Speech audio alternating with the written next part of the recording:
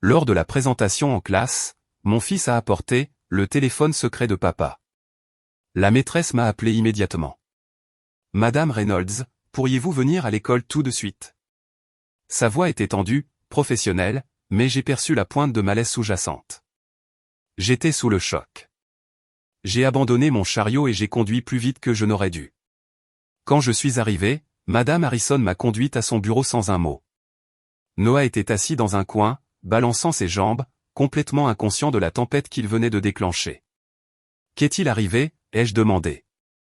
Elle a fermé la porte et a fait un geste vers son bureau.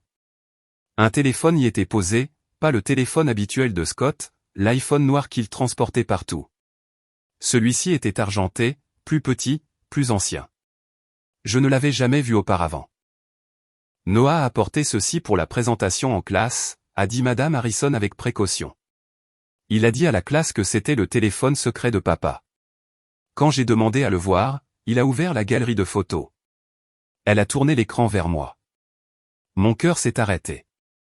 Scott, mon mari, dans un restaurant que je ne reconnaissais pas, son bras autour d'une femme aux cheveux auburn et au large sourire. Une autre photo. La même femme, cette fois l'embrassant sur la joue. Une autre, eux dans un lit, sa tête sur sa poitrine. La pièce a basculé. Je m'appelle Dakota, et ceci est mon histoire de vengeance. Mais avant de continuer, n'oubliez pas de vous abonner, d'aimer et de laisser un commentaire avec la ville d'où vous regardez. Cela m'aide vraiment à vous apporter plus d'histoires. J'ai pris le téléphone avec des mains fermes, j'ai fait défiler la galerie, des dizaines de photos, de vidéos, des horodatage remontant à des mois. La femme apparaissait encore et encore, toujours souriante, toujours à l'aise avec mon mari. « Connaissiez-vous ce téléphone ?» a demandé Madame Harrison doucement. J'ai regardé Noah, qui balançait toujours ses jambes, fredonnant une chanson de son dessin animé préféré. Il n'avait aucune idée de ce qu'il avait fait. Il avait trouvé quelque chose d'intéressant dans le tiroir de papa et voulait le montrer à ses amis. Non, ai-je dit. Ma voix est sortie plate, distante. Je ne le connaissais pas, Madame Harrison m'a tendu un mouchoir dont je n'avais pas besoin. Je ne pleurais pas. Je calculais. Je vais ramener Noah à la maison, ai-je dit en me levant. Merci de m'avoir appelé. J'ai tenu la main de Noah en marchant vers la voiture.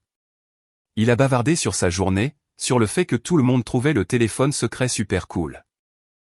J'ai conduit en pilote automatique, mon esprit parcourant chaque instant des derniers mois, chaque réunion tardive, chaque voyage d'affaires, chaque fois que Scott m'avait embrassé pour me dire au revoir avec ce sourire facile. Quand nous sommes rentrés, j'ai envoyé Noah jouer dans le jardin. Puis je me suis assise à la table de la cuisine et j'ai rouvert le téléphone. Pas de mot de passe. Scott avait été négligent.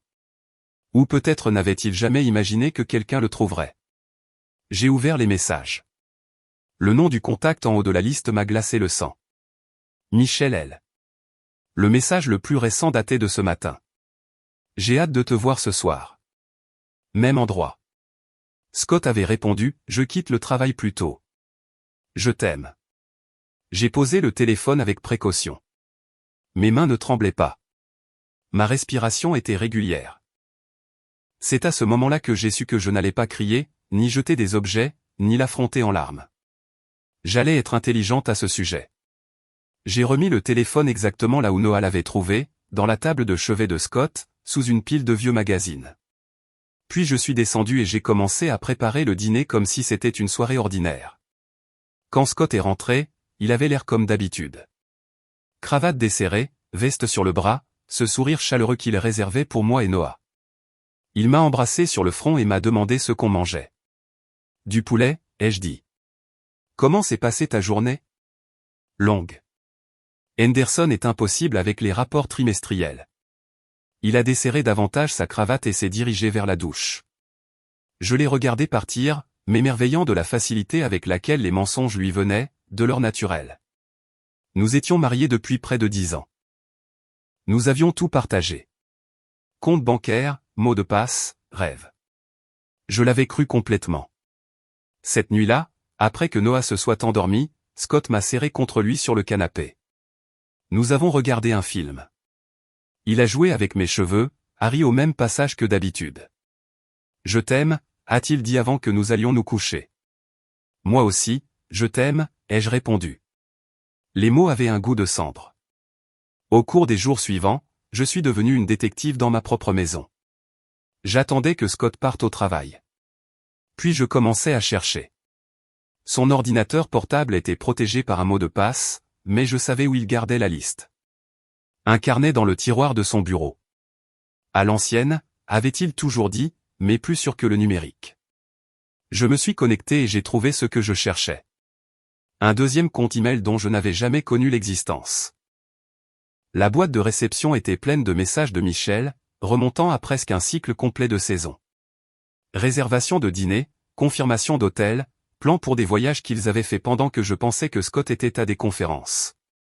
Mais ce n'était pas le pire. J'ai trouvé des relevés bancaires pour des comptes dont je n'avais jamais entendu parler, des cartes de crédit à nos deux noms que je n'avais jamais signées, des prêts, des dettes, tous montrant ma signature, des signatures que je n'avais jamais faites. Mes mains ont finalement tremblé. Scott ne me trompait pas seulement. Il me volait. Il avait ouvert des comptes en utilisant mon identité, accumulant des dettes, et cachant tout cela tout en jouant le mari parfait. J'ai tout téléchargé. Chaque email, chaque relevé, chaque photo. J'ai créé un dossier caché sur un service de cloud qu'il ne connaissait pas et j'ai tout mis en ligne. Puis j'ai effacé mes traces et j'ai fermé l'ordinateur portable. Ce soir-là, Scott est rentré avec des fleurs. Juste comme ça, a-t-il dit en m'embrassant. Je les ai mises dans l'eau et j'ai souri. Elles sont magnifiques. Pas aussi belles que toi. J'ai eu envie de lui jeter le vase à la tête. Au lieu de cela, je lui ai demandé comment s'était passée sa journée et j'ai écouté d'autres mensonges sur Henderson et les rapports trimestriels. Plus tard, pendant que Scott lisait une histoire à Noah, j'ai fouillé son portefeuille, j'ai trouvé un reçu d'une bijouterie, pas celle où il avait acheté mon alliance, une autre, dans une ville à 2 heures de route. La date d'achat correspondait à l'un de ses supposés voyages d'affaires. J'ai pris une photo du reçu et je l'ai remis en place. Le lendemain matin, j'ai créé un nouveau compte email avec un nom aléatoire. Puis j'ai fait quelque chose que je n'aurais jamais pensé faire. J'ai commencé à creuser dans la vie de Michel. Facebook, LinkedIn, Instagram. Elle était facile à trouver. Michel Lambert, responsable marketing dans une entreprise technologique, divorcé, sans enfant. Son profil était public, plein de photos de sa vie. Brunch entre amis, photos de coucher de soleil, citations inspirantes sur les nouveaux départs. Et là, enfouie dans une publication datant de plusieurs mois, une photo de sa main portant une bague en diamant. La légende disait, parfois, les meilleures choses arrivent quand on s'y attend le moins. La bague correspondait au reçu. Scott l'avait demandé en mariage alors qu'il était marié avec moi. J'ai fermé l'ordinateur portable et je suis resté assise dans le silence de notre cuisine. La lumière du matin filtrait par la fenêtre, donnant à tout un air paisible et normal. Les jouets de Noah étaient éparpillés sur le sol du salon. La tasse de café de Scott était dans l'évier, encore tachée de ce matin. Tout semblait parfait. Tout était un mensonge. J'ai pris mon téléphone et j'ai fait quelque chose que je n'avais jamais fait auparavant. J'ai créé un faux profil. Nom générique, photo de banque d'images, information minimale. Puis j'ai envoyé un message à Michel. Bonjour, je suis nouvelle dans la région et je cherche de bons cafés. J'ai remarqué que vous postez beaucoup sur le café. Des recommandations? Elle a répondu en moins d'1 heure. Amicale, bavarde, proposant de se rencontrer un de ces jours. J'adorerais ça, ai-je tapé en retour. Que diriez-vous de ce week-end? Michel a suggéré un café du centre-ville, le genre d'endroit avec des briques apparentes et délateurs de prix. Je suis arrivé en avance, je me suis assise dans un coin et je l'ai regardée entrer, pile à l'heure. Elle était plus jolie en personne, confiante. Elle a commandé un cappuccino et a balayé la pièce du regard jusqu'à ce que je lui fasse signe. Nous avons bavardé de tout et de rien. Le temps, le quartier, son travail. Elle était gentille, drôle. Dans d'autres circonstances, nous aurions pu être amis. Alors, qu'est-ce qui vous amène en ville, a-t-elle demandé. Mutation professionnelle, ai-je menti avec aisance. Je découvre encore la région. C'est difficile de tout recommencer. Son expression s'est adoucie. Je comprends. J'ai vécu quelque chose de similaire il n'y a pas si longtemps. Un divorce compliqué. J'ai dû tout reconstruire. Je suis désolé. Ne le soyez pas. La meilleure chose qui me soit jamais arrivée. Elle a sorti son téléphone pour me montrer des photos de son appartement. Je suis enfin heureuse. En fait, j'ai rencontré quelqu'un. Elle a fait défiler les photos et mon cœur s'est arrêté. Il y avait Scott, debout dans sa cuisine, préparant le petit déjeuner, portant la chemise que je lui avais achetée pour son anniversaire. Il est génial, a-t-elle poursuivi, inconsciente de ma réaction. Scott. C'est un veuf qui élève son fils seul. Il faut être un homme spécial pour faire ça, vous savez. Un veuf qui élevait Noah seul. Elle pensait que j'étais morte. Il a l'air merveilleux, ai-je réussi à dire. Il l'est. Nous y allons doucement à cause de son fils, mais... Elle m'a montré une autre photo. Scott et Noah au parc, tous deux riant. Il est déjà comme de la famille. Je me suis forcé à sourire, à hocher la tête, à poser des questions. Michel m'a montré plus de photos, m'a raconté plus de mensonges que Scott lui avait servi. Sa femme était morte dans un accident de voiture. Il était encore en train de guérir. Il faisait attention avant de présenter Noah à de nouvelles personnes. Chaque mot était parfaitement conçu, chaque détail destiné à la faire tomber encore plus amoureuse. Quand nous nous sommes finalement dit au revoir, elle m'a serré dans ses bras. On devrait refaire ça. C'est agréable d'avoir quelqu'un à qui parler. Absolument, ai-je dit. J'ai marché jusqu'à ma voiture, je suis monté et je suis resté assise là un long moment. Puis j'ai ouvert mon vrai téléphone et je me suis envoyé toutes les photos que j'avais secrètement prises d'elle me montrant les mensonges de Scott. Cette nuit-là, Scott est rentré tard. Henderson, encore, a-t-il dit, l'air épuisé. J'avais vérifié sa localisation plus tôt. Il était à l'appartement de Michel. Tu travailles trop dur, lui ai-je dit. Il m'a serré contre lui. Je le fais pour toi. Pour nous. J'ai posé ma tête contre sa poitrine et j'ai écouté les battements de son cœur. Régulier, calme, sans aucune culpabilité. Le lendemain matin, après le départ de Scott, je suis retourné sur son ordinateur portable. Cette fois, j'ai creusé plus profondément dans les dossiers financiers. Ce que j'ai trouvé m'a retourné l'estomac. Il planifiait cela depuis un certain temps. La dette à mon nom n'était pas aléatoire. Elle était stratégique. Il constituait un dossier pour faire croire que j'étais financièrement irresponsable. Plusieurs des cartes de crédit avaient été maximisées sur des achats que je ne pourrais jamais prouver ne pas avoir faits. Des achats en ligne, principalement des articles expédiés à des boîtes postales dont je n'avais jamais entendu parler. Mais le pire, c'était le compte d'épargne joint, celui que nous avions alimenté pendant des années pour l'avenir de Noah, pour les urgences. Scott l'avait systématiquement vidé, déplaçant de l'argent par petites sommes vers des comptes auxquels je ne pouvais pas accéder. J'ai vérifié le solde, la moitié de ce qu'il devrait être. Je me suis assise, mon esprit tournant à plein régime. Ce n'était pas seulement une liaison. C'était une planification. Scott allait me laisser en faillite et disparaître avec Michel. Il inventerait probablement une histoire sur mon instabilité. Utiliserait la dette comme preuve. Prendrait Noah et disparaîtrait. Mon téléphone a sonné. Numéro inconnu. Allô? Est-ce que je parle à Dakota Reynolds? Une voix de femme. Plus âgée, prudente. Oui. Vous ne me connaissez pas, mais je pense que nous devons parler. Je m'appelle Patricia. Votre mari a fait la même chose à ma fille. Patricia voulait me rencontrer en personne. Elle a suggéré un dîner près de l'autoroute. Le genre d'endroit où personne ne prête attention aux autres. Elle était déjà là quand je suis arrivé, assise dans une banquette au fond avec un café qu'elle ne buvait pas. Fin de la cinquantaine, des mèches grises dans ses cheveux noirs, des yeux qui en avaient trop vu. Merci d'être venu, a-t-elle dit alors que je me glissais sur le siège en face d'elle. Comment m'avez-vous trouvé? Je surveille Scott Reynolds depuis un certain temps. Quand ma fille Emily m'a raconté ce qu'il lui avait fait, je ne l'ai pas cru au début. Puis j'ai commencé à creuser. Elle a sorti un dossier, vieux et usé. Emily l'a rencontré par le travail, en consultation. Il lui a dit qu'il était séparé, qu'il traversait un divorce difficile. Elle est tombée amoureuse. Patricia a ouvert le dossier. À l'intérieur se trouvaient des photos, des documents, une chronologie écrite d'une écriture soignée. Il lui a fait la même chose, a ouvert des cartes de crédit à son nom, a contracté des prêts, l'a convaincu d'investir dans une entreprise qui n'existait pas. Le temps qu'elle réalise ce qui se passait, elle était ensevelie sous les dettes. Il a disparu, et elle a passé des années à reconstruire son crédit. J'ai regardé les documents.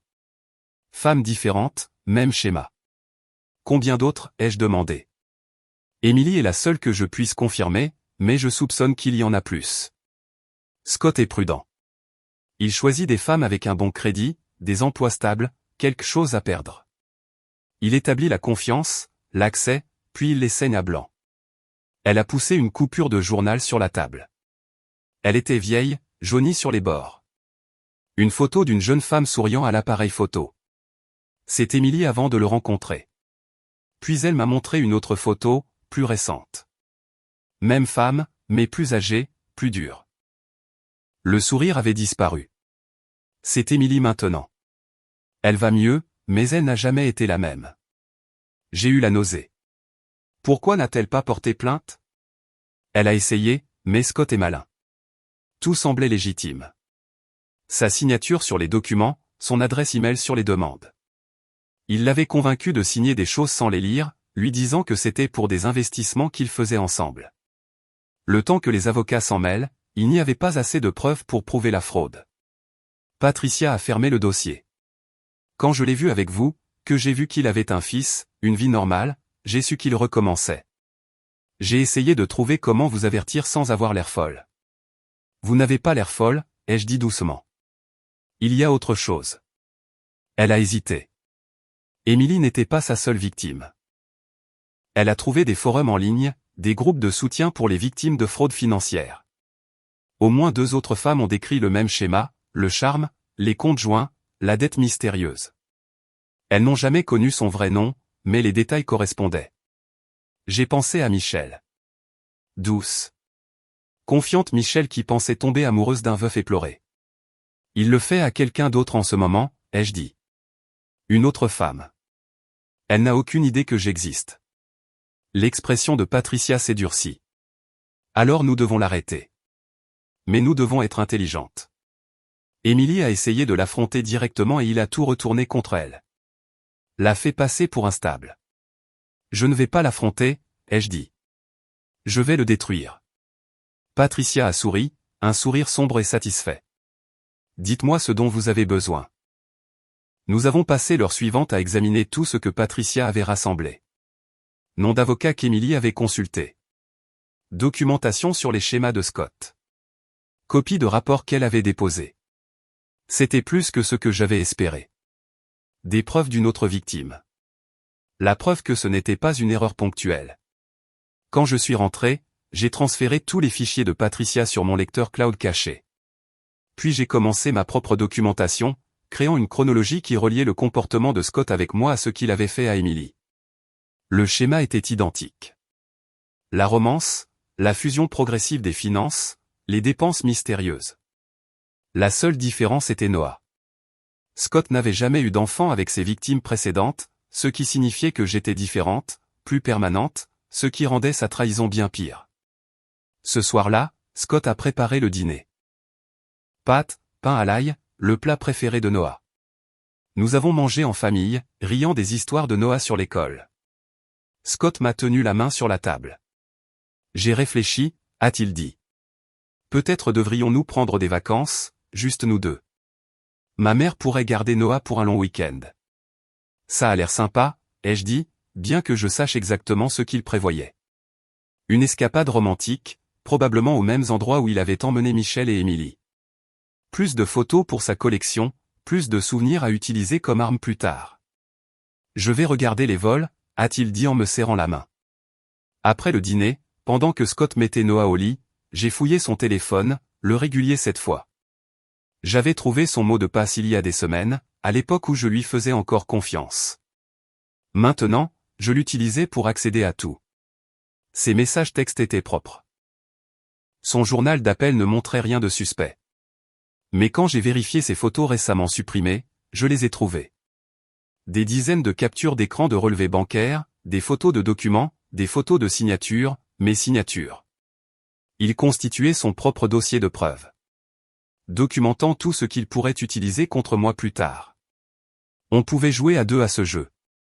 J'ai pris des photos de ces photos, puis je les ai définitivement supprimés de sa corbeille. Puis j'ai parcouru ses emails, son stockage cloud, chaque application de son téléphone. J'ai tout téléchargé sur mon lecteur et j'ai effacé mes traces. Le temps que Scott redescende, j'étais sur le canapé en train de lire un livre. Noah veut que tu lui dises bonne nuit, a-t-il dit. Je suis monté et j'ai bordé notre fils. Il avait l'air si petit dans son lit, si innocent. Il n'avait aucune idée que son père était un monstre. Que l'homme qui lui lisait des histoires pour s'endormir prévoyait de détruire sa mère et de disparaître. Je t'aime, mon bébé, ai-je murmuré en l'embrassant sur le front. Je t'aime, maman. En bas, Scott avait versé du vin. Il m'a tendu un verre et s'est assis près de moi, son bras autour de mes épaules. À nous, a-t-il dit en levant son verre. J'ai trinqué avec lui. À nous. Le vin était cher, probablement acheté avec l'argent de notre compte d'épargne vidé. J'ai souri et je l'ai bu quand même. Les vacances n'ont jamais eu lieu. Scott les a annulées quelques jours plus tard, prétextant une urgence de travail. Je n'ai pas discuté.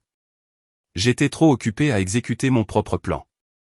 D'abord, j'ai contacté une avocate. Pas n'importe laquelle, une spécialiste en usurpation d'identité et en fraude financière que Patricia m'avait recommandée. Elle s'appelait Jennifer Torres, et elle avait aidé Emily à monter son dossier, même s'ils avaient finalement décidé de ne pas poursuivre. Le bureau de Jennifer était au centre-ville, professionnel et discret. Elle a écouté toute mon histoire sans m'interrompre, prenant des notes sur un bloc-notes jaune. Vous avez été minutieuse, a-t-elle dit quand j'ai terminé. La documentation que vous avez est solide, mais nous devons agir avec prudence. Si Scott se doute de quelque chose, il accélérera son calendrier. Que dois-je faire? D'abord, protégez-vous financièrement. Nous devons geler votre crédit, contester les comptes frauduleux et séparer vos actifs des siens sans que cela soit évident. Ensuite, nous constituons un dossier en béton, des preuves qui prouvent qu'il a agi à votre insu et sans votre consentement. Elle a fait glisser un document sur son bureau. C'est un rapport d'un expert comptable judiciaire avec qui je travaille. D'après ce que vous m'avez dit, je pense que nous avons besoin de ses services. Il peut retracer chaque transaction, prouver le schéma de fraude et témoigner au tribunal si nécessaire. Combien cela coûtera-t-il? Plus que ce que vous avez probablement en fonds accessibles en ce moment, puisque Scott a vidé vos comptes. Mais je travaille au résultat pour des cas comme celui-ci. Nous pourrons réclamer des dommages et intérêts plus tard. Scott a des actifs que nous pouvons saisir. J'ai signé les papiers. Jennifer a passé des appels pendant que j'attendais, mettant les choses en mouvement. Le temps que je quitte son bureau, j'avais une équipe, une avocate, un comptable et un détective privé spécialisé dans la documentation de l'infidélité. Le nom du détective était Kent. Il était calme, efficace et cher. Mais il était recommandé, et j'avais besoin du meilleur. J'aurais besoin d'accéder au téléphone que vous avez trouvé, a dit Kent lors de notre première rencontre. Et de toute information que vous avez sur l'autre femme. Je lui ai tout donné. Des photos du téléphone secret, le nom complet et l'adresse de Michel, des captures d'écran de leurs messages. Kent a hoché la tête, prenant des notes. Donnez-moi quelques jours, a-t-il dit. Je vous obtiendrai une documentation qui tiendra devant un tribunal. Pendant que Kent travaillait, je me suis concentré sur l'aspect financier.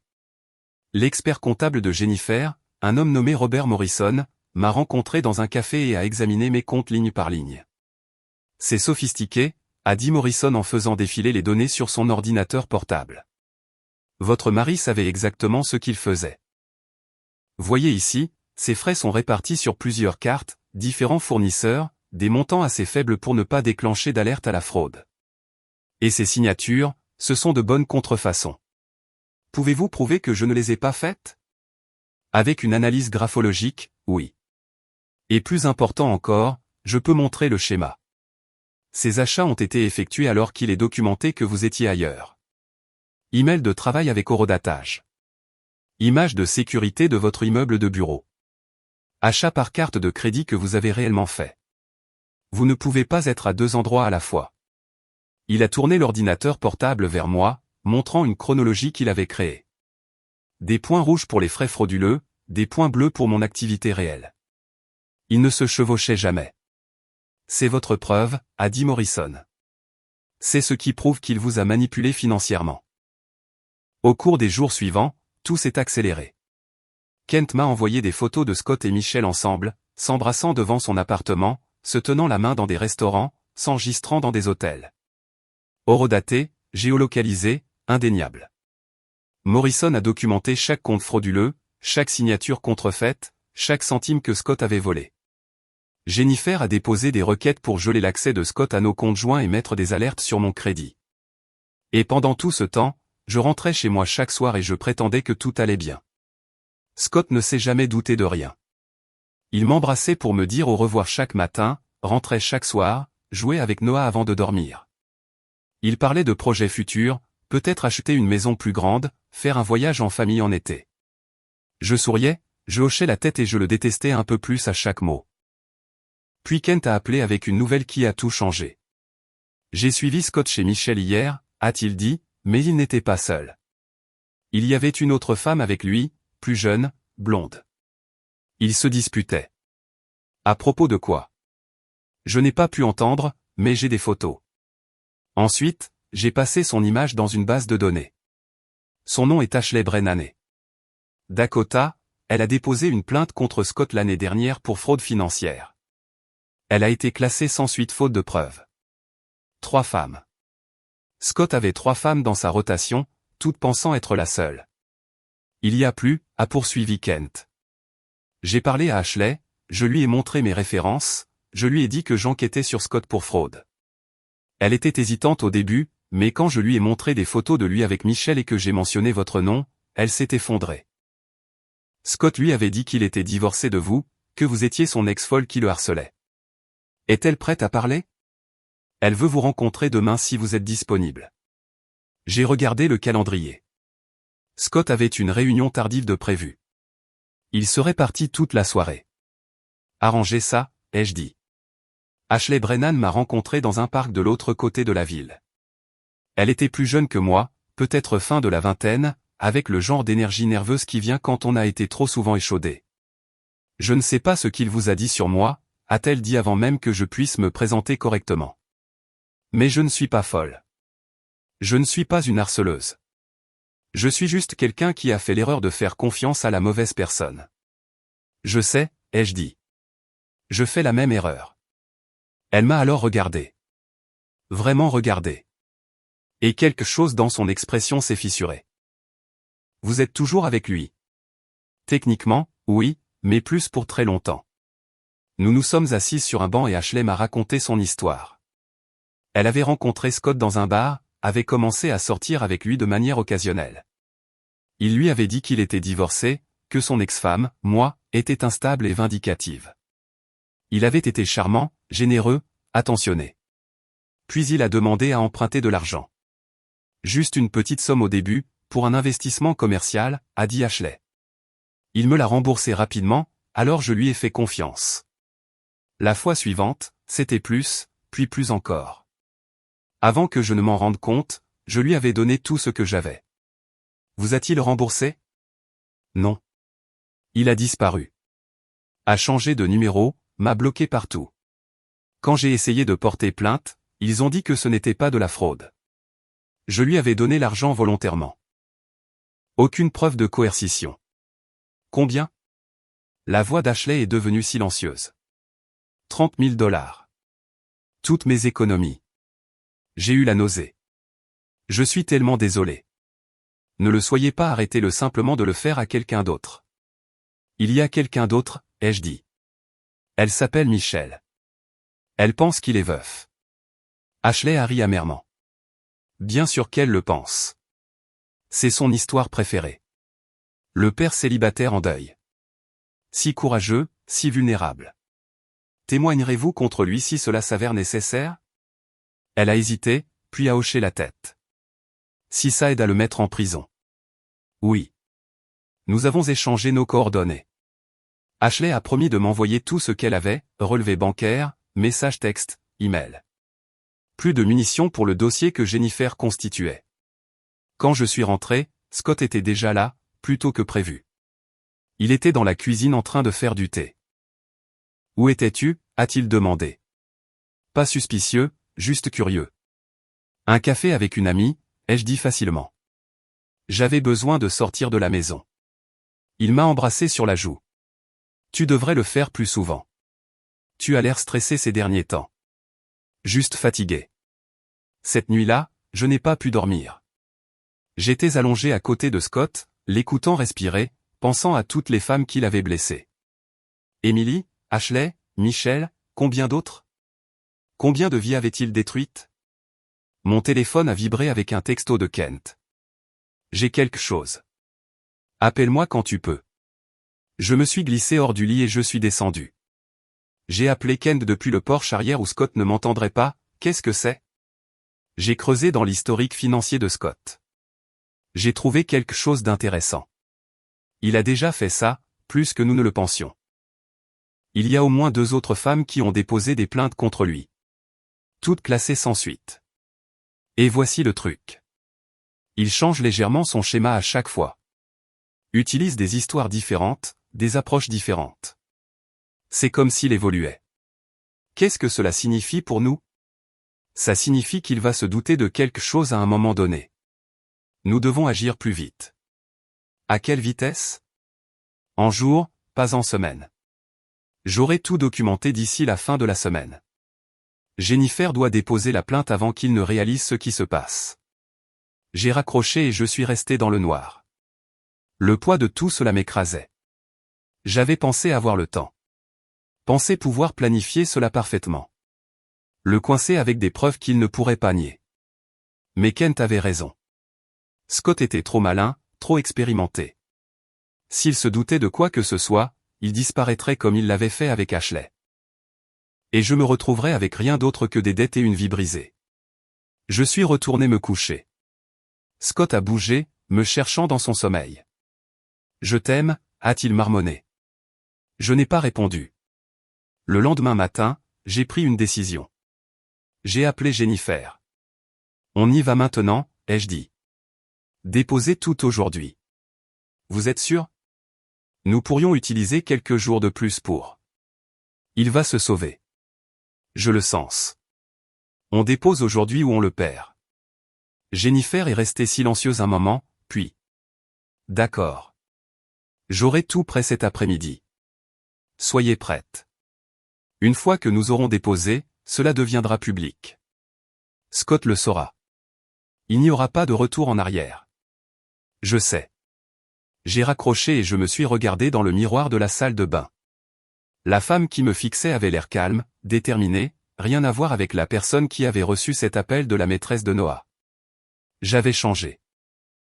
Scott s'en était assuré.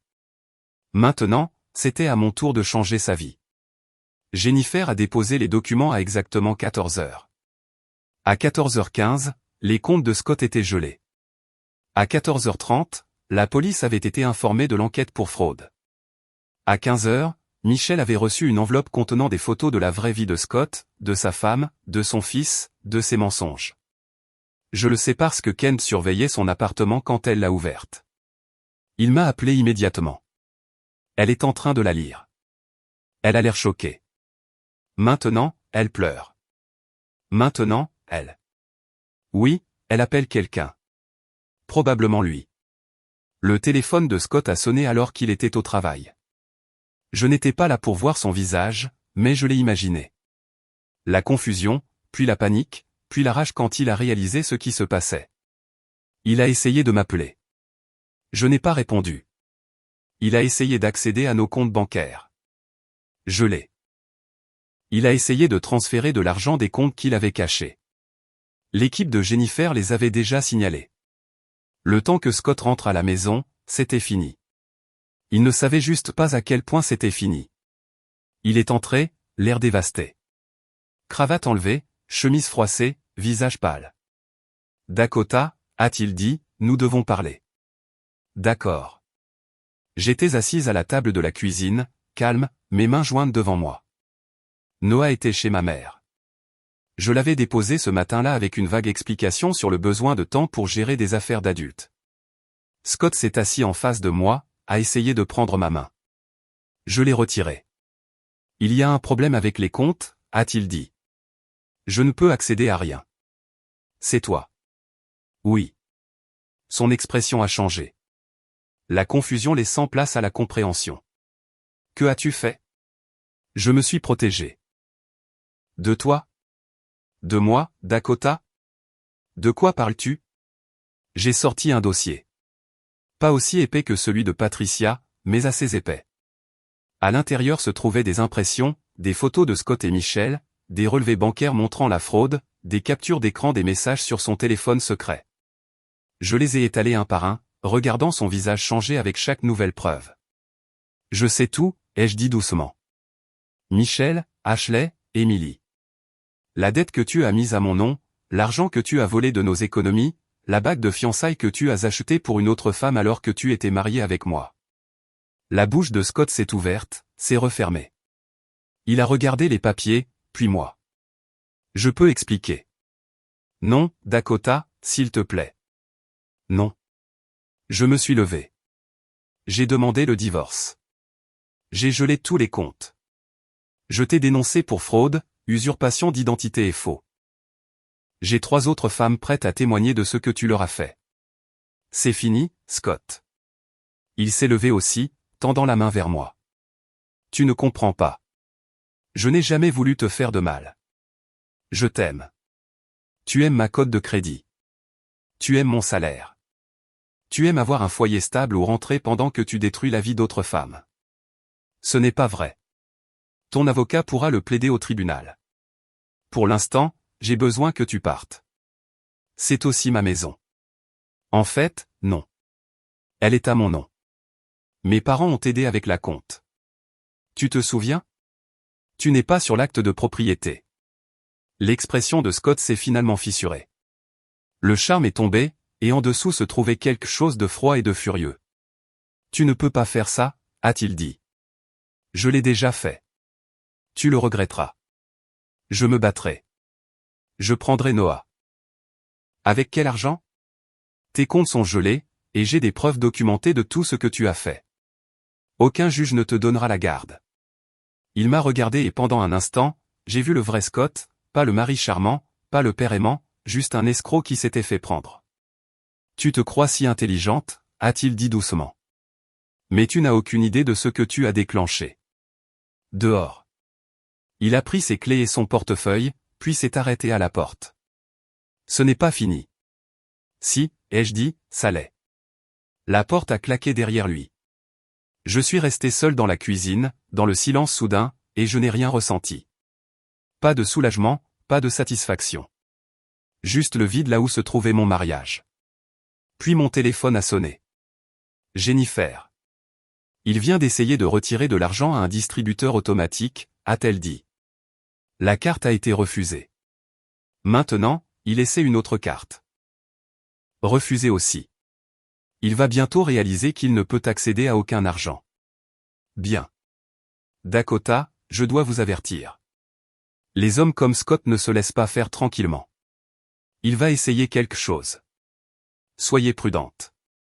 Je le serai. Cette nuit-là, j'ai dormi seul dans mon lit pour la première fois depuis des années. Chaque bruit me faisait sursauter, m'attendant à ce que Scott revienne, tente quelque chose de désespéré. Mais il ne l'a pas fait. Au lieu de cela, à 2h29 du matin, j'ai reçu une notification sur mon téléphone. Scott avait essayé de se connecter à mon compte email, puis à mon compte bancaire, puis au fonds d'épargne pour les études de Noah. Il était bloqué de tous. J'ai changé chaque mot de passe, ajouté une authentification à 2 facteurs à tout et installé une caméra de sécurité à la porte d'entrée. Puis j'ai enfin dormi. Scott a essayé de vider nos comptes à 6h du matin. J'ai reçu la notification d'alerte en préparant mon café. Plusieurs tentatives de retrait, toutes refusées. Il était allé dans 3 banques différentes, essayant différentes cartes, différentes tactiques. Toutes gelées. À midi, il avait tenté quelque chose de plus désespéré. Jennifer m'a appelé, la voix tendue. Scott a déposé une plainte à la police, affirmant que vous lui avez volé de l'argent. Il allègue que vous avez détourné des fonds de vos comptes joints et que vous le piégez pour fraude. J'ai ri. J'ai vraiment ri. Il essaie de retourner la situation contre moi. Ça ne marchera pas. Les preuves médico-légales sont accablantes, mais cela montre qu'il panique, ce qui le rend dangereux. Elle avait raison de s'inquiéter. Cet après-midi-là, j'ai reçu un appel de l'école de Noah. Madame Reynolds, nous devons vous informer que Monsieur Reynolds a tenté de venir chercher Noah plus tôt aujourd'hui. Nous avons suivi le protocole et ne l'avons pas laissé partir, mais il était très insistant. Mon sang s'est glacé. Merci d'avoir suivi les règles de garde. Il semblait assez contrarié. Devrions-nous nous inquiéter? Je m'en occupe. J'ai immédiatement appelé mon avocate. Jennifer a déposé une ordonnance restrictive d'urgence et a programmé une audience de garde d'urgence. À la fin de la journée, Scott avait légalement l'interdiction de s'approcher à moins de 150 mètres de Noah ou de l'école. Mais Scott n'avait pas fini. Ce soir-là, quelqu'un a essayé de s'introduire chez moi. La caméra de sécurité l'a filmé. Scott, en sweat à capuche, essayant de forcer la porte arrière. Quand ça n'a pas marché, il est allé à une fenêtre. L'alarme que j'avais installée plus tôt cette semaine s'est mise à hurler. Il s'est enfui. J'ai appelé la police. Ils sont venus, ont pris ma déposition, ont regardé les images de la caméra, ont ajouté « tentative de cambriolage » à la liste croissante d'accusations contre Scott Reynolds. Il est désespéré, a dit l'officier. Il cherche des preuves que vous pourriez avoir contre lui ou essaie de vous intimider. Avez-vous un endroit sûr où séjourner? Je ne quitte pas ma maison. L'officier a hoché la tête. Alors gardez vos portes verrouillées, la caméra allumée, et appelez-nous immédiatement s'il revient. Après leur départ, j'ai vérifié chaque fenêtre, chaque serrure. Puis j'ai appelé ma mère. Noah peut-il rester avec toi un peu plus longtemps? Une semaine environ? Bien sûr. Dakota, que se passe-t-il? Je le garde en sécurité. Cette nuit-là, je n'ai pas dormi. Je suis restée assise dans le salon, les lumières éteintes, à regarder le flux de la caméra de sécurité sur mon téléphone. À 3 heures du matin, une voiture a lentement passé devant la maison. La voiture de Scott. Elle a fait le tour du pâté de maison 2 fois, puis est partie. Il surveillait, attendait. Le lendemain matin, Michel m'a appelé. Je lui avais donné mon numéro après que Jennifer lui eut envoyé le dossier de preuve. Je dois te dire quelque chose, a-t-elle dit. Sa voix était rauque, comme si elle avait pleuré. Scott est venu chez moi hier soir. Il était différent, en colère. Il a dit que tu lui avais volé de l'argent et que tu avais retourné tout le monde contre lui. Il voulait que je mente pour lui, que je dise que c'était toi qui le manipulais. Que as-tu dit? Je lui ai dit de partir. Il ne voulait pas.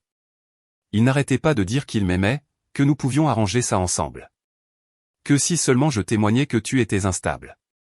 Elle a pris une profonde inspiration. J'ai dû menacer d'appeler la police avant qu'il ne parte. T'a-t-il fait du mal? Non, mais il m'a fait peur. Ce n'est pas l'homme que je pensais connaître. Je sais. Je suis désolé que tu aies été entraîné là-dedans. C'est moi qui devrais m'excuser. Si j'avais su qu'il était marié. Tu ne pouvais pas savoir. Il est doué pour ça. Après avoir raccroché, j'ai transmis l'enregistrement de notre conversation à Jennifer. Plus de preuves des tentatives de Scott de manipuler la situation. Les appels continuaient d'affluer. Ashley a appelé pour me dire que Scott s'était également présenté à son appartement, exigeant qu'elle retire sa déclaration. Patricia a appelé pour dire que Scott avait essayé de contacter Emily, lui offrant de l'argent si elle prétendait avoir menti sur la fraude. Il se débattait, essayant de reconstruire le récit, de retourner l'histoire pour se faire passer pour la victime.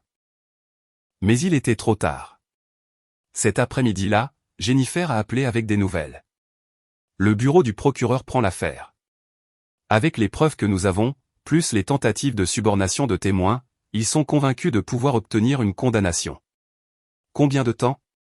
Le procès? Des mois. Mais nous pouvons obtenir une audience préliminaire bientôt. En attendant, l'ordonnance restrictive reste en vigueur et les actifs de Scott restent gelés. Et la dette qu'il a mise à mon nom? Nous déposons des contestations auprès de chaque créancier. L'analyse graphologique médico-légale prouve que vous n'avez pas signé ces documents. Ça prendra du temps, mais nous allons laver votre nom. J'ai raccroché et j'ai regardé autour de ma cuisine, des tasses de café dans l'évier, des dessins de Noah sur le frigo. Tout semblait normal, mais plus rien ne serait jamais normal. Mon téléphone a vibré. Un texto d'un numéro inconnu. Tu vas le regretter. J'ai pris une capture d'écran et je l'ai envoyée à Jennifer et à la police. Puis je me suis versé un verre et j'ai attendu la prochaine tentative de Scott. L'audience préliminaire était prévue pour un jeudi matin.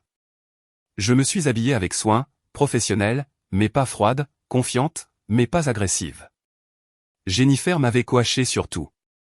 Comment m'asseoir, comment répondre aux questions, comment rester calme, peu importe ce que Scott ou son avocat disait.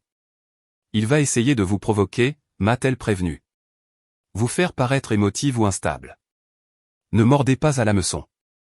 Scott était déjà dans la salle d'audience quand je suis arrivé. Il s'était refait une beauté. Costume neuf, coupe de cheveux fraîche, le sourire charmant de retour. Quand il m'a vu, il a eu l'air blessé, comme si c'était moi qui l'avais trahi. Son avocat était cher, poli, le genre d'avocat spécialisé dans la présentation d'hommes mauvais sous un jour sympathique. L'audience a commencé. Le procureur a présenté les bases de l'affaire. La fraude, l'usurpation d'identité, les multiples femmes. L'avocat de Scott a tout objecté, a prétendu que c'était un malentendu, une ex-femme vengeresse essayant de détruire un homme bien. Puis ce fut mon tour de témoigner. Je me suis assise à la barre des témoins et j'ai dit la vérité sur le téléphone que Noah avait trouvé, sur l'enquête que j'avais menée, sur la dette et les autres femmes. J'ai gardé une voix stable, des réponses claires. L'avocat de Scott a essayé de me déstabiliser. Madame Reynolds, n'est-il pas vrai que vous aviez accès à ces comptes, que vous auriez pu effectuer ces dépenses vous-même? Non.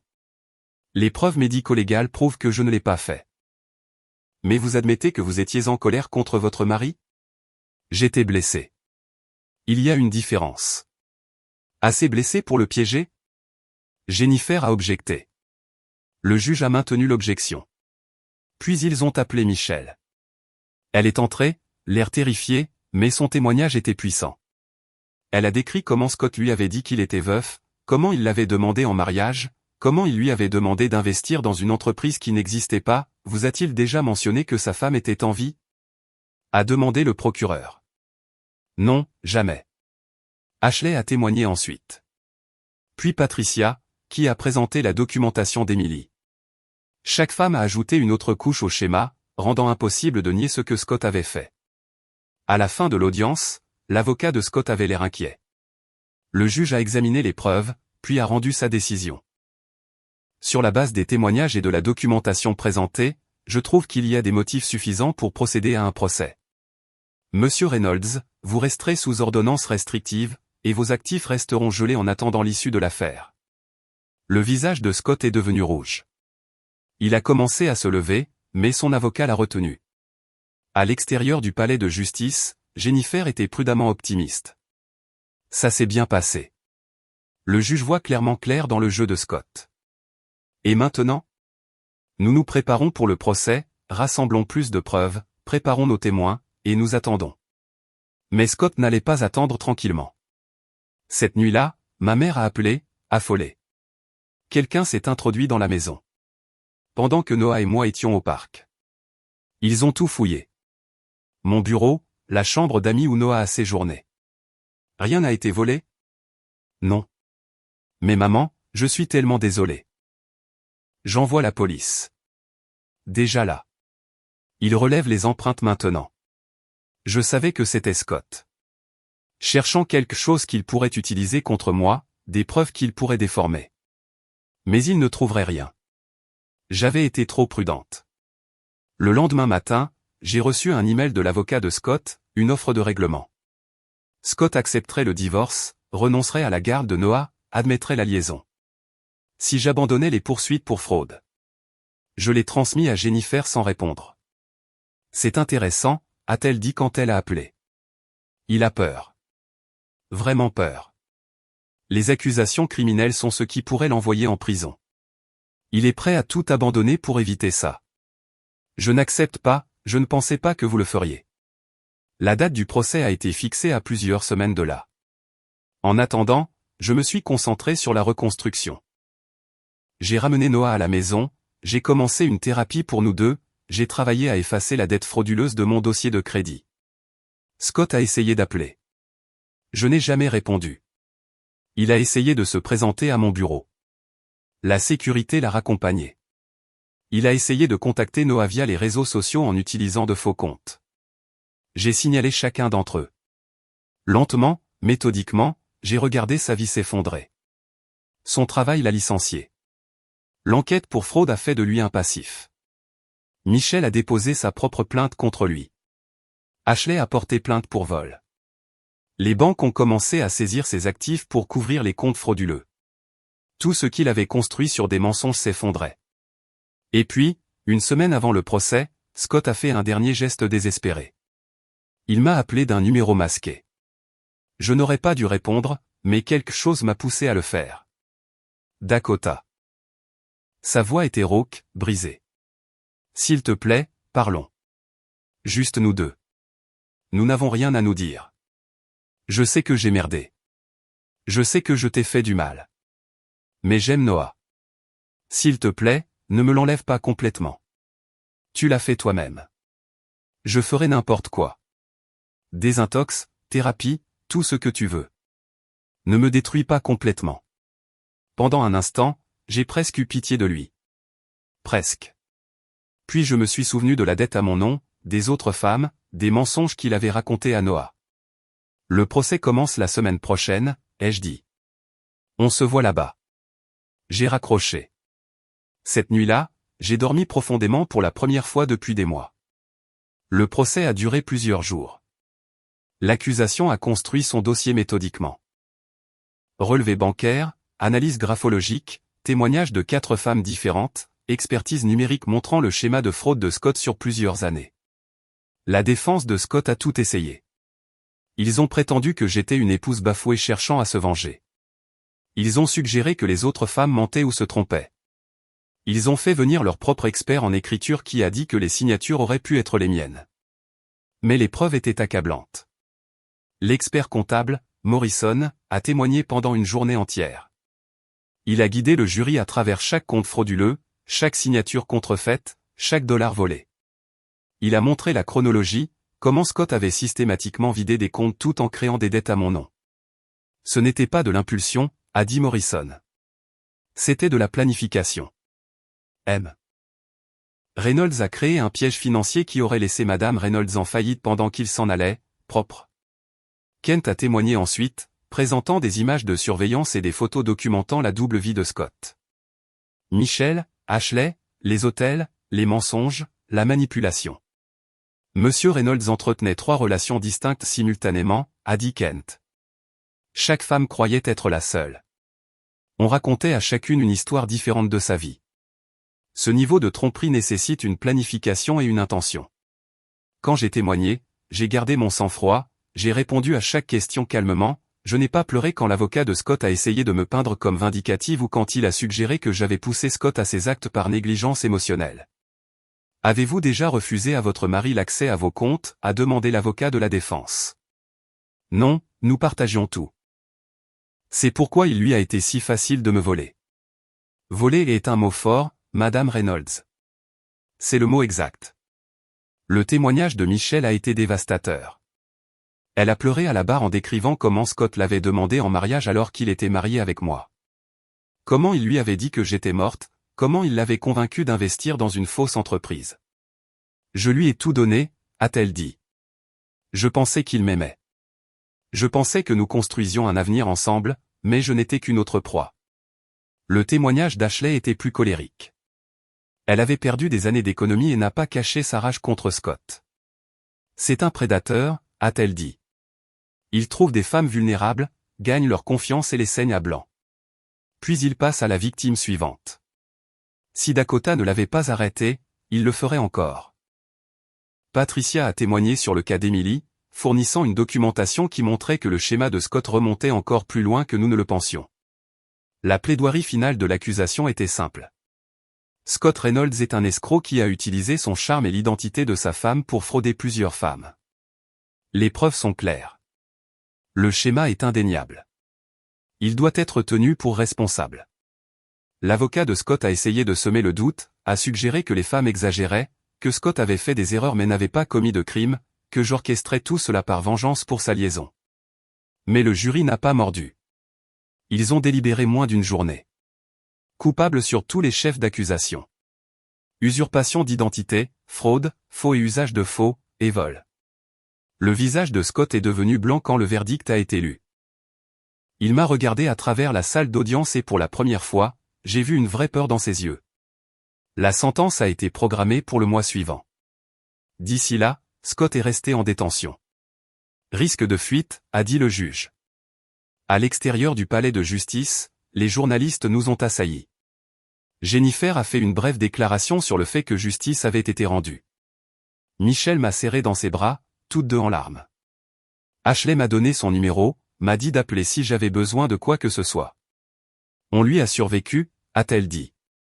C'est ce qui compte. Cette nuit-là, j'ai récupéré Noah chez ma mère et je l'ai ramené à la maison. Il était silencieux dans la voiture, jouant avec sa ceinture de sécurité. Papa est en difficulté, a-t-il finalement demandé. Oui, mon chéri. Il a fait de mauvaises choses. Est-ce qu'il va rentrer? J'ai tourné dans notre allée et je me suis retourné pour regarder mon fils. Non, il ne rentrera pas, Noah a hoché la tête lentement, traitant l'information. C'est ma faute? Parce que j'ai apporté le téléphone à l'école? Mon cœur s'est brisé. Non, rien de tout ça n'est de ta faute. Tu n'as rien fait de mal. Papa a fait de mauvais choix et maintenant il doit en assumer les conséquences. Mais toi, tu es parfait et tu es en sécurité et je t'aime tellement. Il m'a serré fort dans ses bras. Je t'aime aussi, maman. Cette nuit-là, après que Noah se soit endormi, je me suis assise dans la cuisine avec un verre de vin et j'ai regardé l'avenir.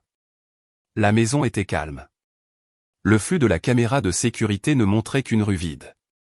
Pas de Scott qui surveillait, attendait, planifiait son prochain coup. C'était enfin fini. Mon téléphone a vibré. Un texto de Jennifer. Audience de détermination de la peine programmée. L'accusation demande la peine maximale. 8 ans. 8 ans. Scott serait en prison pendant que Noah grandirait. Manquerait son enfance, ses étapes importantes, sa vie. Une partie de moi se sentait coupable d'être satisfaite de cela. Le reste de moi se souvenait de la dette, des mensonges, des autres femmes. La culpabilité n'a pas duré longtemps. L'audience de détermination de la peine a été plus calme que le procès. Moins de journalistes, moins de drames, juste les faits de ce que Scott avait fait et quelle punition correspondait à ses crimes. L'accusation a plaidé pour la peine maximale. Monsieur Reynolds n'a montré aucun remords. Il a tenté d'intimider des témoins, de détruire des preuves et de poursuivre ses activités frauduleuses même après avoir été pris. Il représente une menace continue pour toute femme qui pourrait croiser son chemin, l'avocat de Scott a plaidé la clémence. A parlé de l'enfance difficile de Scott, de ses bonnes qualités en tant que père, de son potentiel de réhabilitation. Mon client a fait des erreurs, votre honneur, mais il ne mérite pas que sa vie soit détruite. Le juge a écouté les deux parties, puis a demandé si quelqu'un voulait faire une déclaration. Michel s'est levé. Je veux que le tribunal sache que Scott Reynolds ne m'a pas seulement volé de l'argent. Il m'a volé ma confiance, mon sentiment de sécurité, ma capacité à croire aux gens. Je vais mettre des années à m'en remettre. J'espère que la peine reflètera les véritables dommages qu'il a causés. Ashley a parlé ensuite, sa voix dure. Il m'a fait la même chose, et à Emily avant moi. Il ne changera pas. Il doit être arrêté avant de blesser quelqu'un d'autre. Puis ce fut mon tour. Je me suis levé lentement, ma déclaration préparée à la main. Mais quand je suis arrivé au micro, j'ai posé le papier et j'ai parlé avec mon cœur. J'ai aimé Scott Reynolds. Je lui ai fait entièrement confiance. Je croyais que nous construisions une vie ensemble, que nous élevions notre fils ensemble, que nous étions des partenaires en tout. Cette confiance n'a pas seulement été brisée, elle a été utilisée comme une arme contre moi. Il a utilisé mon amour, mon ouverture, ma bonne cote de crédit et mon identité pour détruire ma vie financière tout en prévoyant de m'abandonner, moi et notre fils. Noah me demande encore pourquoi papa ne rentre pas à la maison, et je n'ai pas de bonne réponse pour lui. Comment expliquer à un enfant que son père est un escroc, que l'homme qui lui lisait des histoires pour s'endormir prévoyait de mettre sa mère en faillite et de disparaître? Scott ne m'a pas seulement trahi, il a trahi notre fils. C'est ce que je veux que le tribunal se souvienne en décidant de sa peine. Je me suis assise. Scott ne me regardait pas. Le juge a pris un moment pour examiner les documents devant lui. Puis il a parlé. Monsieur Reynolds, j'ai examiné les preuves présentées dans cette affaire, et je suis franchement consterné. Vous avez maintenu un stratagème élaboré sur plusieurs années, ciblant plusieurs femmes, utilisant l'identité de votre femme sans son consentement, et ne montrant absolument aucun remords pour vos actions. Même après avoir été pris, vous avez tenté d'entraver la justice en intimidant des témoins et en détruisant des preuves. Ce tribunal prend un tel comportement très au sérieux. Il a fait une pause. Vous êtes condamné à 8 ans de prison d'État pour usurpation d'identité et fraude, avec 2 ans supplémentaires pour tentative de subornation de témoins, à purger consécutivement. Vous serez également tenu de dédommager intégralement toutes les victimes, y compris votre femme. Et il vous sera interdit en permanence d'ouvrir des comptes financiers sans la surveillance du tribunal à votre libération. 10 ans au total. Le visage de Scott est devenu gris.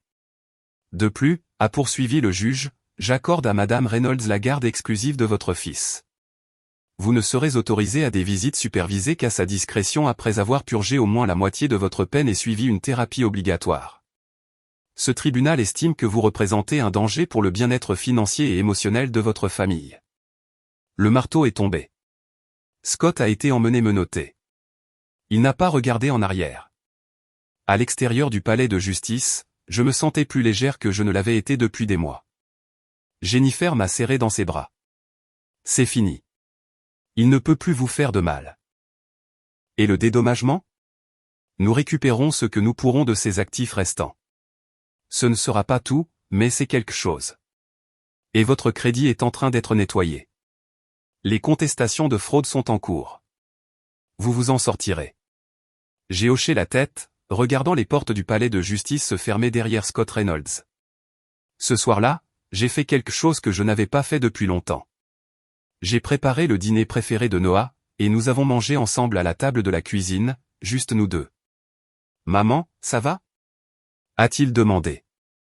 Je vais mieux que bien, mon chéri. On va s'en sortir. Et pour la première fois depuis des mois, je l'ai cru. Les semaines suivantes ont été un tourbillon de paperasse et d'appels téléphoniques. Les actifs de Scott ont été saisis et liquidés. Sa voiture, ses appareils électroniques, même la bague de fiançailles qu'il avait achetée pour Michel. L'argent a servi au dédommagement. Les sociétés de cartes de crédit ont annulé les frais frauduleux. Ma cote de crédit a commencé à se redresser. Les banques ont levé les blocages sur mes comptes. Lentement, méthodiquement, ma vie est revenue à la normale. Mieux que la normale, en fait. La maison semblait paisible sans la présence de Scott. Noah s'est adapté à la nouvelle routine. Nous avons commencé une thérapie ensemble, travaillant sur le traumatisme de ce qui s'était passé. Je suis retourné travailler à plein temps. Mes collègues savaient ce qui s'était passé. Le procès avait été public après tout, mais ils m'ont soutenu. Pas de jugement, juste de la compréhension. Michel et moi sommes devenus des amis improbables. Nous nous retrouvions pour un café de temps en temps. 2 femmes liées par l'expérience partagée d'avoir survécu à Scott Reynolds. Ashley se joignait à nous parfois, et une fois même Patricia a amené Emily, qui était enfin prête à parler de ce qui lui était arrivé. Il est parti, a dit Emily doucement. Il ne peut plus faire de mal à personne. Pas avant longtemps, ai-je convenu. Mais Scott a tenté une dernière manipulation. Une lettre est arrivée chez moi, transférée de la prison. J'ai failli la jeter sans la lire, mais la curiosité l'a emportée. À l'intérieur se trouvait une note manuscrite. Dakota, je sais que tu ne me pardonneras pas. Je ne mérite pas le pardon. Mais s'il te plaît, laisse-moi voir Noah. C'est mon fils. J'ai fait des erreurs, de terribles erreurs, mais je l'aime. Ne le punis pas pour mes échecs. Laisse-moi faire partie de sa vie, même si ce ne sont que des lettres ou des visites supervisées. S'il te plaît, Scott. Je l'ai lu 2 fois, puis je l'ai mise à la déchiqueteuse. Noah méritait mieux qu'un père qui avait prouvé qu'on ne pouvait pas lui faire confiance. Peut-être qu'un jour, quand Noah serait plus grand et pourrait prendre ses propres décisions, il pourrait choisir d'avoir ou non une relation avec Scott. Mais ce jour n'était pas aujourd'hui. L'audience finale était presque sans histoire. Le juge a approuvé les paiements de dédommagement, a officiellement dissous le mariage et a clos l'affaire. Je suis sorti du palais de justice pour la dernière fois et je n'ai ressenti que du soulagement. Pas de colère, pas de tristesse, juste la paix. Jennifer m'a tendu un dossier. Ce sont les documents finaux. Votre crédit a été nettoyé, les comptes frauduleux sont fermés, et vous avez obtenu des dommages et intérêts financiers complets. La saisie sur le travail de Scott en prison servira à rembourser ce qu'il doit encore. Mais honnêtement, vous ne verrez probablement jamais la plus grande partie. Je n'en ai pas besoin, ai-je dit. J'avais juste besoin qu'il soit arrêté. Mission accomplie.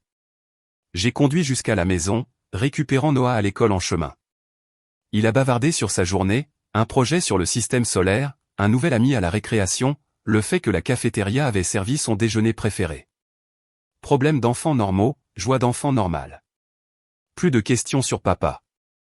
Ce soir-là, j'ai préparé le dîner pendant que Noah faisait ses devoirs à la table de la cuisine. La maison était calme, confortable. C'était ça, la paix. Mon téléphone a vibré. Un texto de Michel. Café demain.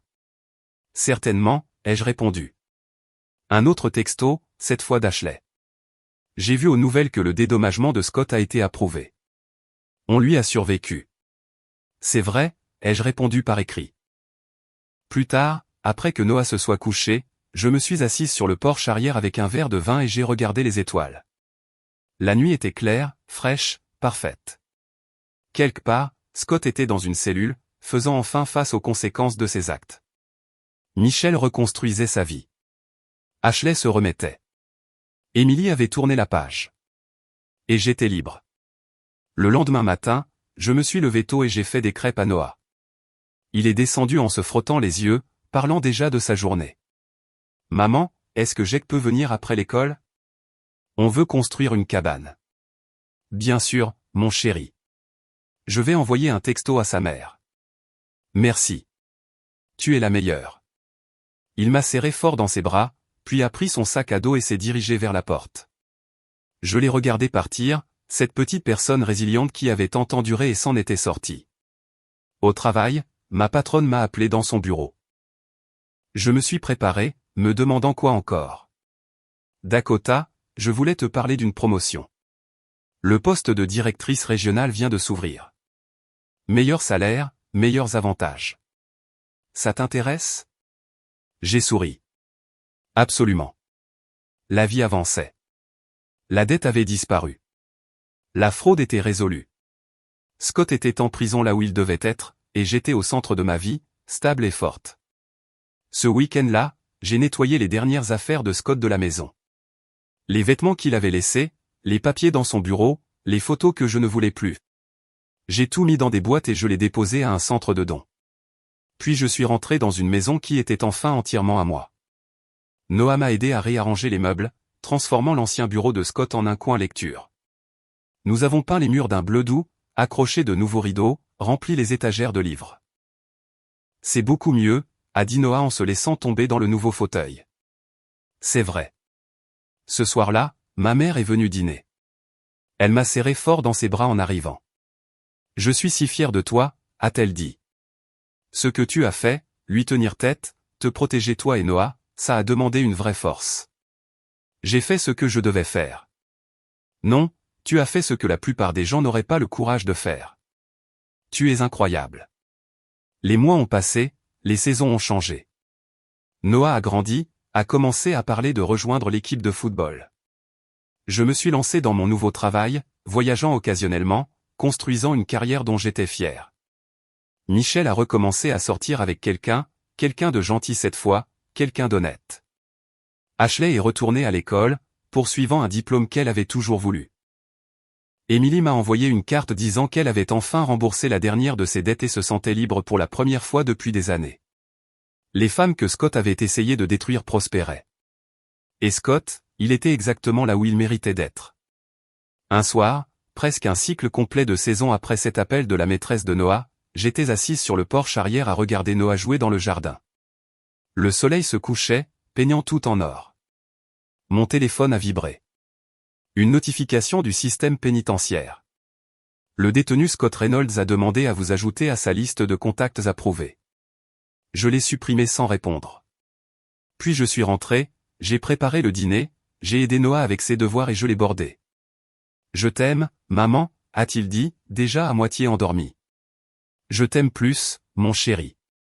J'ai fermé sa porte et j'ai traversé la maison silencieuse.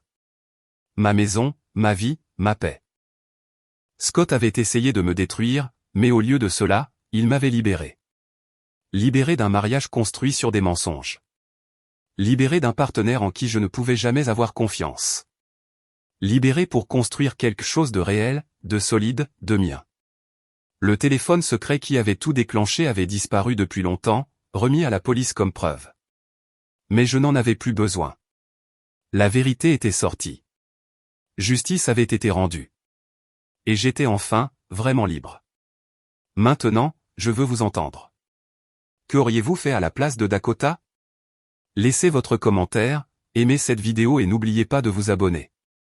Et si vous voulez une autre histoire puissante, cliquez sur la vidéo qui apparaît à votre écran.